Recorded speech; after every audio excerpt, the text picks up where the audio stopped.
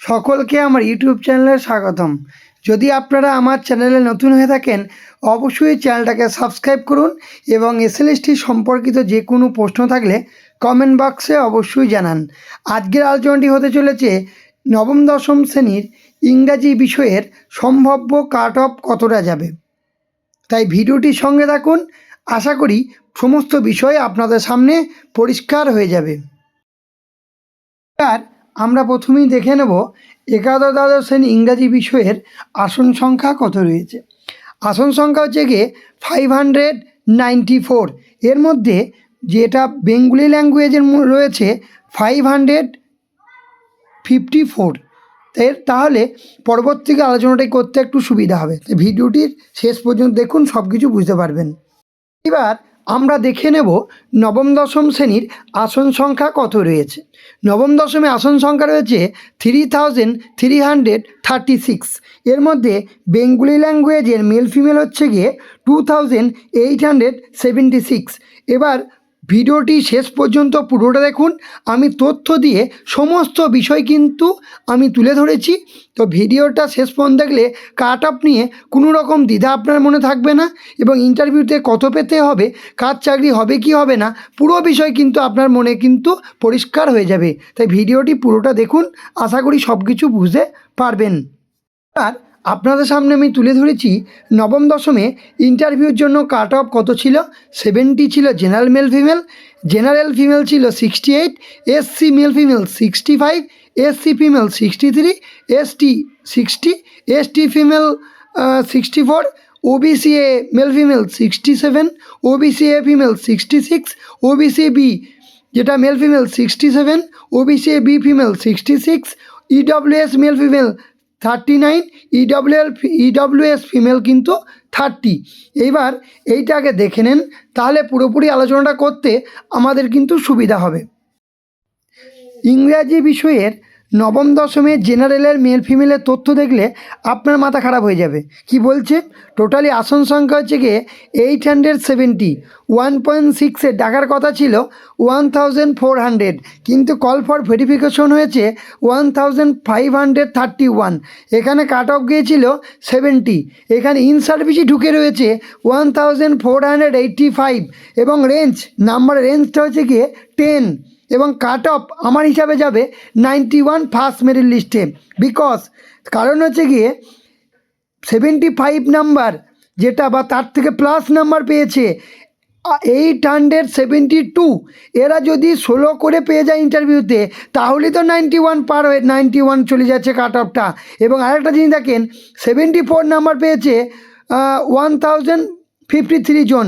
তাই একটা কথা বলে রাখি, সেকেন্ড মেরিট লিস্টে কিন্তু কাট অফ শিওর -2 হবে। কারণ এইখানের মধ্যে অর্থাৎ জেনারেল মেল ফিমেলই অনেক শিক্ষক রয়েছে যার একাদশ দ্বাদশ শ্রেণীতে চাকরি পেয়ে যাবে। ঠিক আছে, চাকরি কিন্তু পেয়ে যাবে। যখন চাকরি পেয়ে যাবে তখন এখানে কিন্তু আসন সংখ্যা কিন্তু ফাঁকা হবে। তাই প্রথম মেরিট লিস্টে কিন্তু কাট অফ হাই থাকলেও দ্বিতীয় মেরিট লিস্টে কিন্তু কাট অফ একটু হলেও কমবে, অর্থাৎ -2 মানে 89 কিন্তু লক্ষ্য করা যাবে। আর একটা জিনিস হবে, এই জেনারেল মেল ফিমেলের মধ্যে অনেক কাস্টের শিক্ষকরা ঢুকে রয়েছে।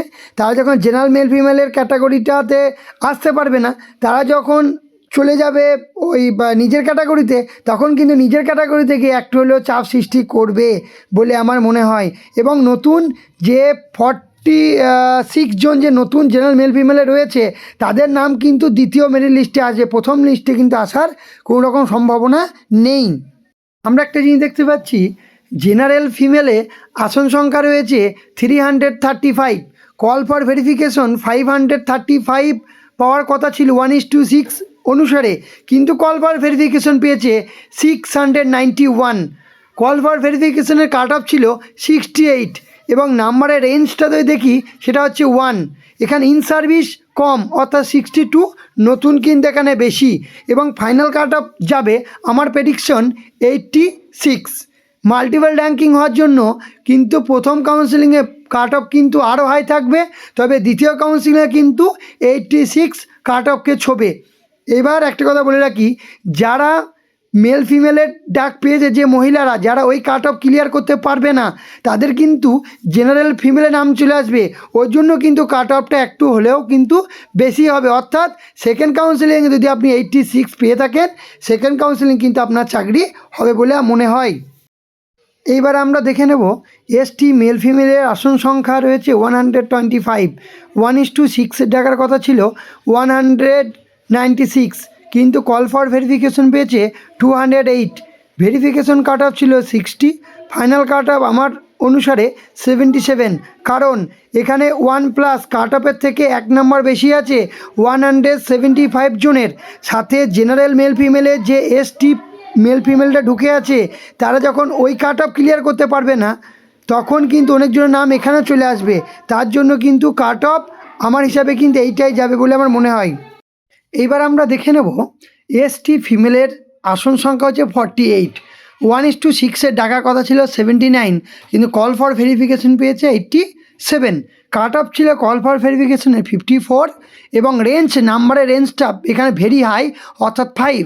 ফাইনাল কাট অফ আমার হিসাবে যাবে 72, কারণ 75 জনের নাম্বারই আছে 1+ এবং 48 জনের নাম্বার আছে এই যে কল ফর ভেরিফিকেশন যে ডাক পেয়ে সেখান থেকে 2+। এবং একটা জিনিস দেখেন, সাথে এসটি মেল ফিমেলে যারা কাট অফ ক্লিয়ার করতে পারবে না, তারাও কিন্তু এখানে চাপ সৃষ্টি করবে। তাই পুরো বিষয়টা অ্যানালাইসিস করে আমি কাট অফ প্রেডিকশন করেছি 72। এইবার আমরা দেখে নেব এসসি মেল ফিমেলের সিট সংখ্যা রয়েছে 437, কিন্তু 1:6 ডাকার কথা ছিল 695, কিন্তু ডেকেছে কত 1017, অর্থাৎ অনেকটা বেশি। ভেরিফিকেশন কাট অফ ছিল 65, নাম্বারের রেঞ্জটা অনেকটা বেশি 4। কাট অফ যাবে আমি প্রেডিকশন করেছি 83, কারণ অনেক জনের নাম্বার আছে 67। সাথে ইউআর মেল ফিমেলে যারা চাকরি পাবে না, তারাও এখানে চাপ সৃষ্টি করবে। এবং এছাড়াও যে সংখ্যাটা ডেকেছে সেটা কিন্তু ইয়ের সংখ্যার থেকেও 1:6 থেকেও কিন্তু অনেকজনকে বেশি ডেকেছে, তাই কাট অফ কিন্তু 83 যাচ্ছে।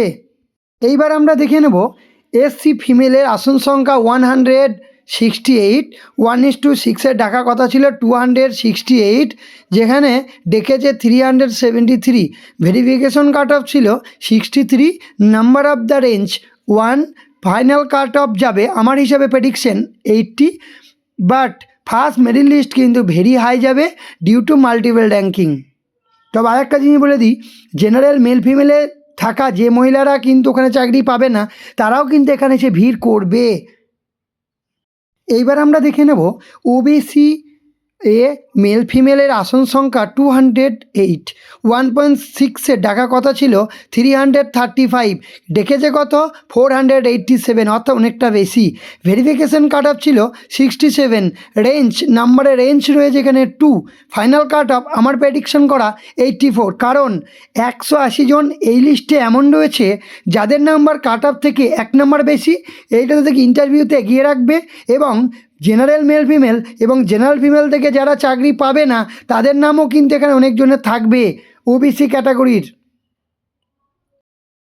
এইবার আমরা দেখে নেব ওবিসি এ ফিমেলের সিট হচ্ছে গিয়ে 79, 1:6 ডাকার কথা ছিল 130, কিন্তু ডেকেছে কত 154। ভেরিফিকেশন কাট অফ ছিল 66, ফাইনাল কাট অফ আমার প্রেডিকশন করা 82.5, নাম্বার অফ দ্য রেঞ্জ, অর্থাৎ এখানে যেগুলো রয়েছে সবারই নাম্বার 66। তবে ওবিসি যে মেল ফিমেলে থাকা যে সমস্ত মহিলারা male female cut off clear করতে পারবে না, তারা কিন্তু এখানে এসে অবশ্যই একটু চাপ সৃষ্টি করবে।